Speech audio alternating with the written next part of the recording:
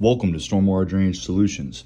So in this video, we're going to be talking about running super downspouts and a AC drip line. And we're going to be using 6-inch SDR35 PVC pipe and a little bit of 4-inch PVC pipe. So basically, these super downspouts are 4x5 gutter downspouts. They're not quite a 6-inch, but they're close to it. And the amount of water that these downspouts give off here in Florida is tremendous. Now, a lot of people think that you can just reduce these downspouts and put them into a 4-inch line. And I'm here to tell you that in Florida, that is a bad idea. The gutter companies that put these super downspouts in on the gutter troughs, there is a reason why they put these downspouts. And the reason why they put these downspouts is because those gutter troughs are receiving so much water that the water dumps over the trough if it is anything smaller than a 4x5 gutter downspout. So these downspouts give off a lot of water. So when you put these into an underground drainage system, it needs to be sized appropriately, because what will happen is in normal rains, light rains, they won't have any issue. The water will be able to get funneled into your 4-inch pipe. But anything harder than that, you're going to have water flowing over the gutter trough. Now let's go ahead and talk about the system that we're putting in. So the 4-inch line that we're running over to collect our AC drip line, a lot of people think, oh, that's overkill. Why do you need a 4-inch line to collect a AC drip line? Well, that 4-inch line is going to serve two purposes. So one, it's going to obviously collect the water from the AC drip line. But the other purpose it's going to be used for is it's going to be a wet vent.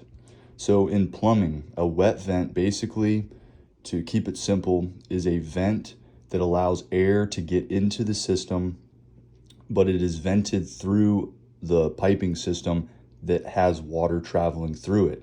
Now that 6-inch main line is going to have a lot of area inside that pipe. More than likely that pipe will not fill to the very top. It will probably fill halfway, maybe a little bit more than halfway on really, really bad heavy storms when a lot of water is getting pushed into the system. So this will allow the airflow to travel above the water, and it will be vented through that 4-inch line that collects the AC drip line water. So the other thing we're going to be doing on this system is we're going to put some copper tape around our joints. Obviously, we primed and solvent welded them all together to help keep the roots out, but we're also adding this extra layer of defense. Over time, copper breaks down in the ground, and the ions that surround the joint propel and keep roots away. So this is just an extra precaution to keep the roots out of this system. That way we know that this system is going to last more than a lifetime.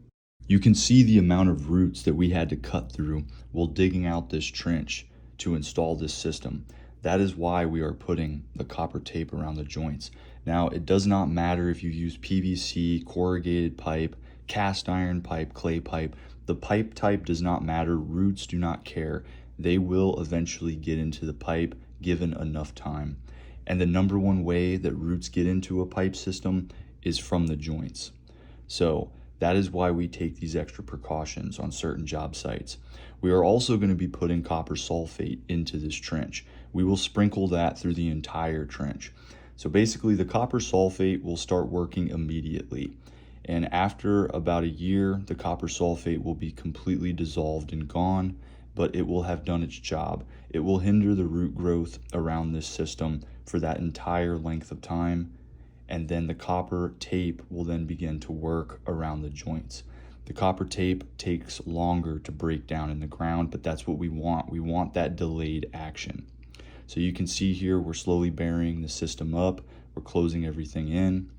All of the areas that we had to either cut our sprinkler mains and reroute them to go around our pipe, we fix those, and then those will be the last areas that we bury up. We will have the client test the sprinkler system to make sure everything's working. And once we see there's no leaks and the system's functioning fine, we will go ahead and we will bury in those areas that we had to reroute the sprinklers. I have gotten a few comments lately saying that there's no need to glue the joints together on PVC pipe because it's a storm system, so it doesn't matter if it leaks in the ground. It's not like it's going to pollute the ground like a sanitary system would.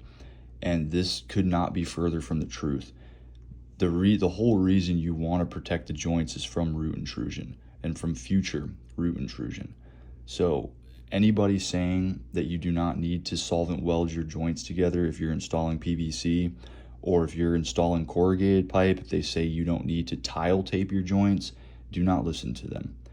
You need to do everything that you can to make sure those joints are secure and it's a good connection. You also don't want pipe separation in the ground, and that can happen with PVC pipe, corrugated pipe. It can happen with all the pipe types. So anybody that installs drainage for a living and knows what they're doing, they're going to tell you, yes, you need to make sure those joints are secured. However, they are to be secured depending on the pipe type that you're using.